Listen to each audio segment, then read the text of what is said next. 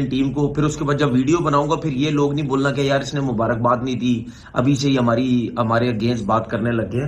तो यही सब कुछ होना था भाई, सबको पता था कि यही सब कुछ होना है। जिस टीम जो टीम पाकिस्तान आके नहीं खेलना चाहती, जो टीम इन पिचेस पे नहीं खेलना चाहती, वो दुबई में जब जाएगी, जब दूसरी टीमों को ट्रैवल करवाएगी, तो फिर यही सब कुछ होना है।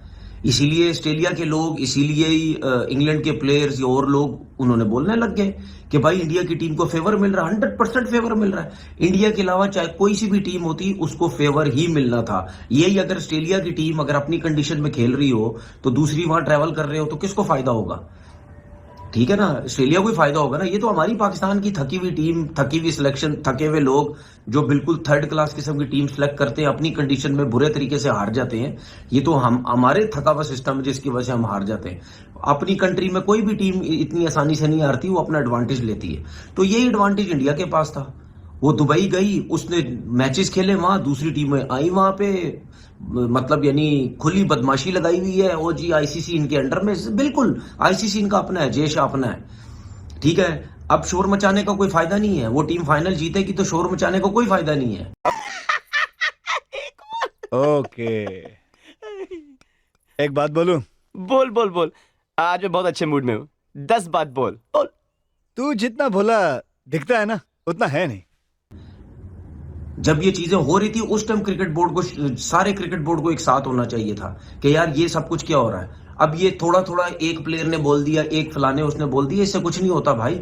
वो अपनी उस कंडीशन का पूरा फायदा उठा रहे हैं, वो पिद्दी लगवा रहे हैं दूसरी टीमों को, ट्रैवलिंग करवा रहे हैं, वो 4-4 स्पिनर खिला रहे हैं। 264 रन तो किए ऑस्ट्रेलिया ने, ठीक है, लेकिन ये 264 रन भी इंडिया के आगे कुछ नहीं थे, क्योंकि उनकी जिस तरह बैटिंग लाइनअप और ऑस्ट्रेलिया की जिस तरह की बॉलिंग, ये तो एक्सेप्शनल बॉलिंग कहीं हो जाती तो इंडिया हार जाता मैच, वरना कहाँ हारना था। ये फंसते ही, यहाँ पे फंसते ही स्पिनर की वजह से, और वो 4-4 स्पिनर खिलाते। अब आप देखो जो स्मिथ ने इनिंग खेली है, वो कितनी मेहनत से, कितनी मुश्किल उसने इनिंग खेली है। उसके बाद एलेक्स कैरी ने, अगर ये दोनों भी रन ना करते, या स्पेशली स्मिथ अगर रन ना करता, तो फिर एलेक्स कैरी से भी ये रन नहीं होते, क्योंकि उसने थोड़ा सा इनिंग बिल्ड की है तो एंड में जाके उसको थोड़ा सा मौका मिला। और इन 4 स्पिनर्स को खेलना कोई इतना आसान थोड़ी है, इतने मुश्किल स्पिनर है वो ऐसी कंडीशन में। तो आप देख ले, जब 264 किए, इंडिया का कप्तान जो है, प्लेयर कितने रिलैक्स, उनको पता था रन हो जाएंगे, और वो रन हो गए। वो भला क्यों? रात को कैसे तूने 2 घंटे में रानी को पटा लिया? जली ना। और ये तो शुक्र करो रोहित शर्मा के 2-2 कैच छोड़ने के बाद भी आउट हो गया, वरना ये जो मैच 48 ओवर में खत्म हुआ ना, ये पता नहीं 40-42 ओवर में मुक जाता मैच ये। तो बात सीधी सी ये है, मैंने कल भी बोला था कि पूरा फायदा उठाया इन्होंने।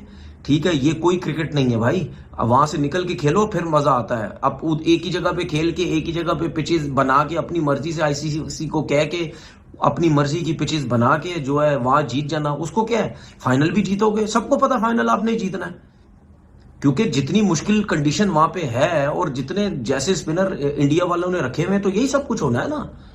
तो फायदा क्या, क्या फायदा, ऐसी जीत का क्या फायदा? मुकाबला तो आपने किया नहीं। पाकिस्तान जैसी कंडीशन में आते तो फिर पता चलता। मैं ये नहीं कह रहा वहां हार जाते आप, वहां आपकी जो बैटिंग लाइनअप थी, आपने हो सकता है 400-400 रन भी, 350-300 रन भी मारने थे, जिस तरह की इंडिया की बैटिंग लाइनअप थी।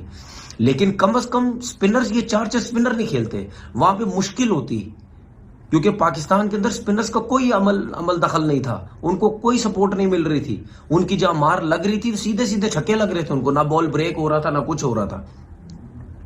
तो वहां आते तो पता चलता ना, वहां आई नहीं दुबई में बस। अच्छा, क्रिकेट भी सिर्फ दुबई में खेली, हाल चेक करो। और भाई अगर उधर खेलनी थी तो कहीं शारजा चले जाते, कहीं अबू धाबी चले जाते, कहीं और खेल लेते।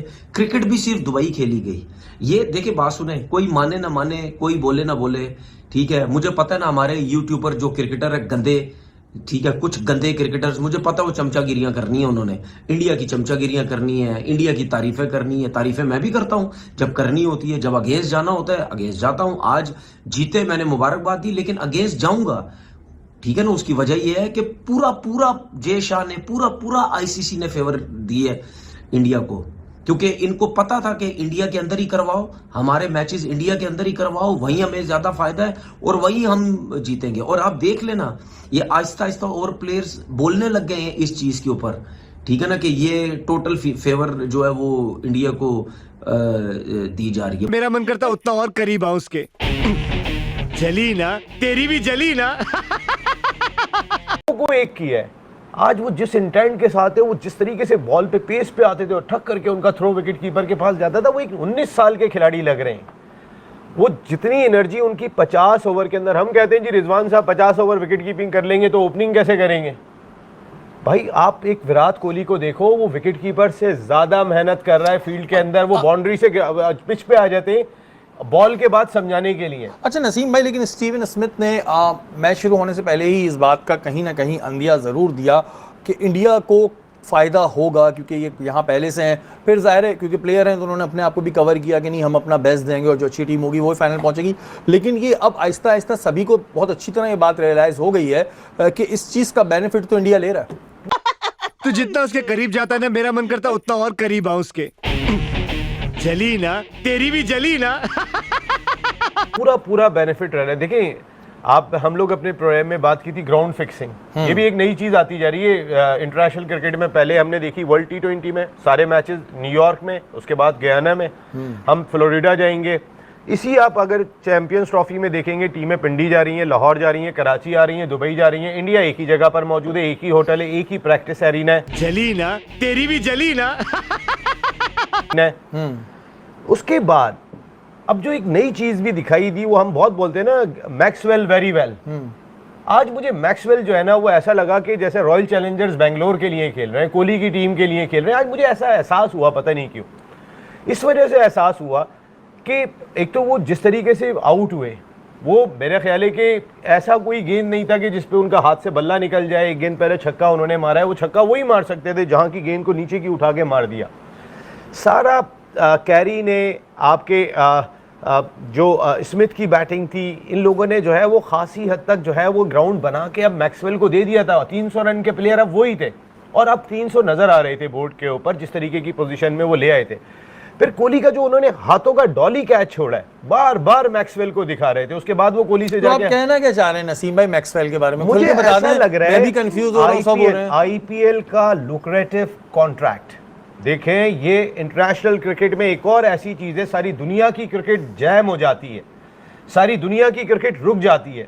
जिस 2.5 महीने के अंदर इंडियन प्रीमियर लीग होती है, सारे दुनिया के स्टार्स वहां जाते हैं और जो उनको लुक्रेटिव स्पॉन्सरशिप की सूरत में पैसे मिलते हैं, यानी कि वो इतने पैसे वो शायद तो सारा आप ये साल नहीं नहीं। जली ना, तेरी भी जली ना। जी हाँ दोस्तों, आपने देखा किस प्रकार से इंडिया के फाइनल में पहुंचने से पाकिस्तान के दिल की चोट लगी है।